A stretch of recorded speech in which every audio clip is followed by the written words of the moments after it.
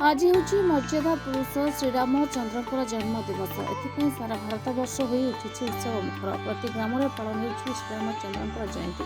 यह अवसर में खोर्धा जिला टांगी हो उठी उत्सव मुखर। बहु पुरातन कीर्तिराजी बहन कर 1717 मसीह प्रतिष्ठित हो श्रीराम नवमी व श्रीराम जयंती उत्सव। तेबे एठिरे बालभोग नीति अनुष्ठित होगा प्रभु श्रीराम माता सीता भाई लक्ष्मण दर्शन देउछन्ति भक्तଙ୍କୁ। श्रीराम उपवास रखिथिबा भक्त माने प्रभु मानक दर्शन करुछन्ति। पुष्प धूप दीप अर्पण करने सह प्रभु कृपा भक्त मैंने कृतकृत होती। श्री रघुनाथ देव मंदिर को संपूर्ण रूपे नुआ रंग में रंगायित कर दिन तमाम चली श्रीराम तारक मंत्र पूजा अर्चना। संध्या समय रही अन्न प्रसाद सेवन कार्यक्रम 5000 भक्तों व्यवस्था होती। सूचना देते आयोजक कमिटी। बहुत खुशी समस्ते आध्यात्मिक लाइन बर्तमान समस्त अच्छी।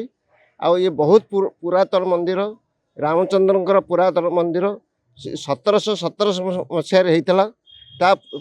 पूर्व मंदिर अन्य प्रतिष्ठा होता कि प्रतिष्ठा स्वयं भगवान ये प्रवेश कर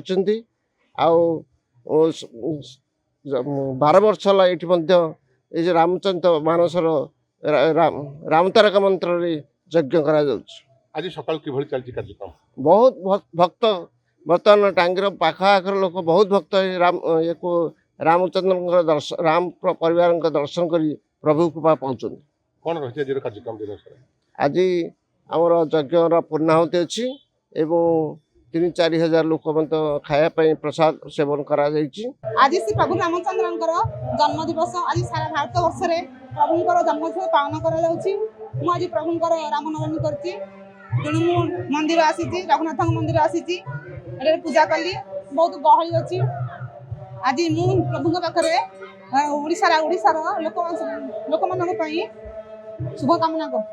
राकेश कुमार जगदेव रिपोर्टर स्टूडियो।